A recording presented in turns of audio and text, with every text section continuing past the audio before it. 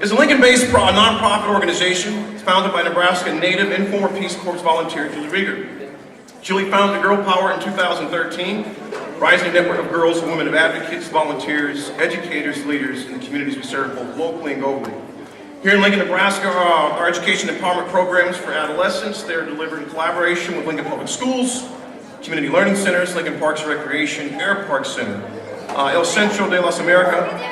Currently provide after-school clubs for 4th and 5th grade girls at Belmont and also Arnold Elementary School.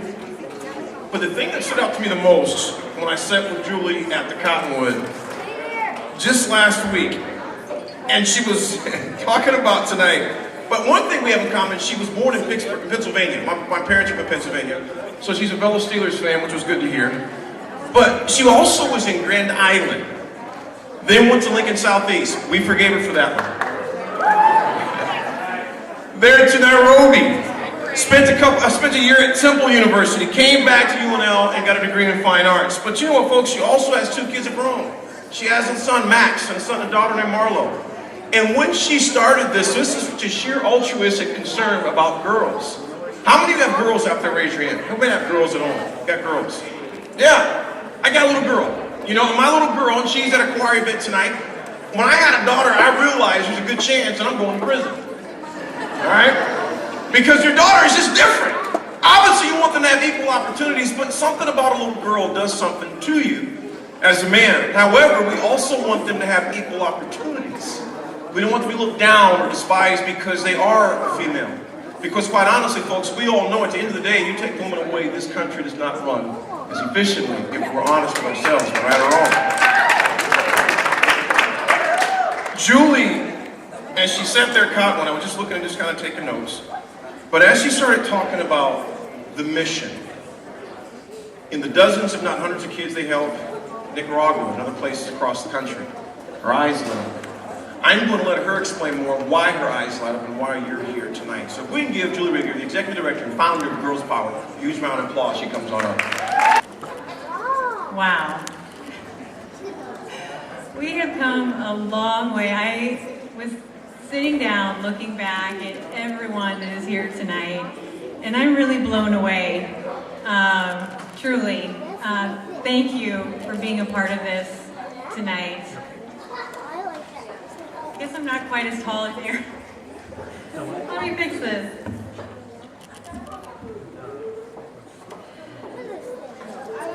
Years ago, I arrived in a small rural village called Kumaica in Nicaragua.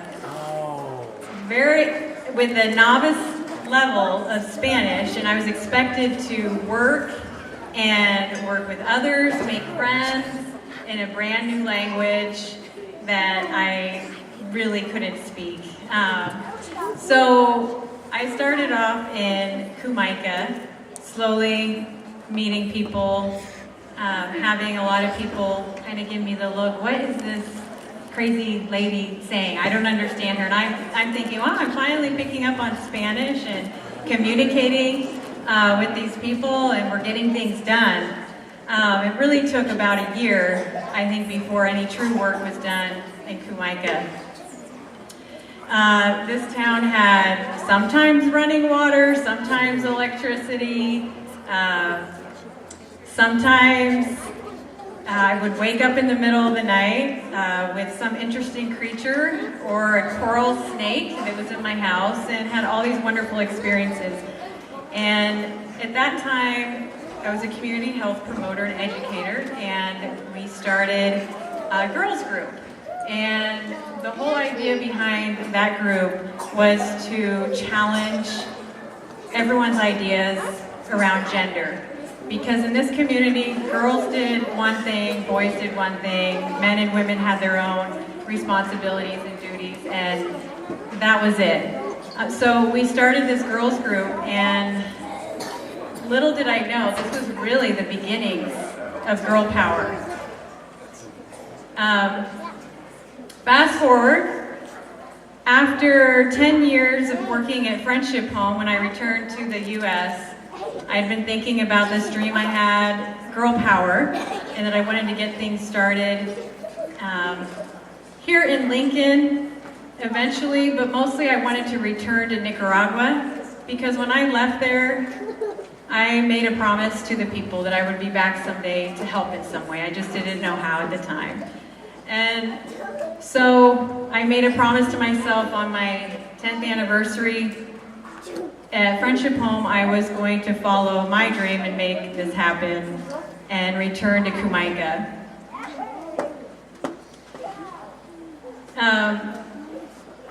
Girl Power started, as Erin had mentioned, back in 2013. I hopped on an airplane after doing a GoFundMe campaign and raised enough money to buy somewhere in the range of 30 uniforms to take there and start our first cohort of about 30 young girls. At that time, I was reunited with one of my participants from the girls group that we started in the Peace Corps. She ended up becoming one of our facilitators and first leaders of Girl Power to launch Girl Power.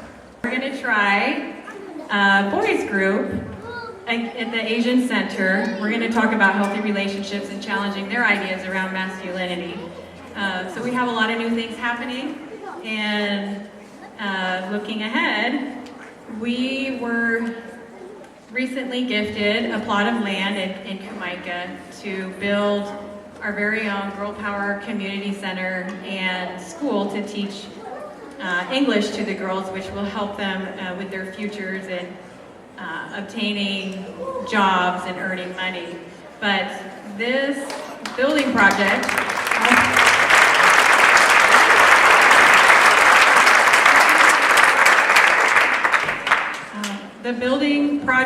we hope to launch in the next half year or so. So I'm kind of putting it out there. We're going to look for a group of about 8 people to go with us on that first trip to break ground and build this community center.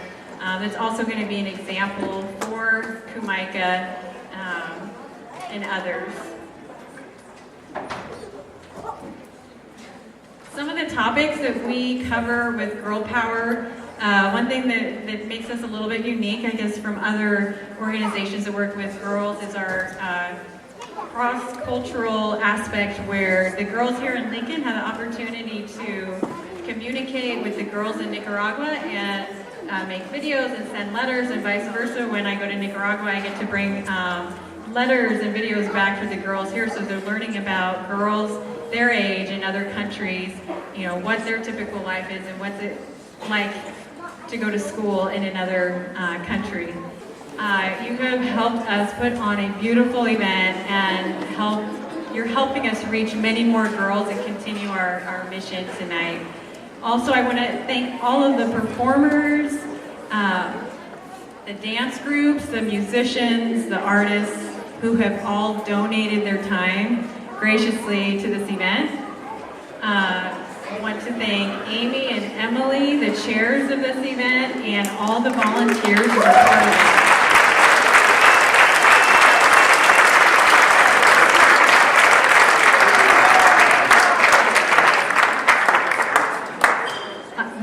They are the reason that we are all here tonight and have such a beautiful venue and space. So thank you to all those women.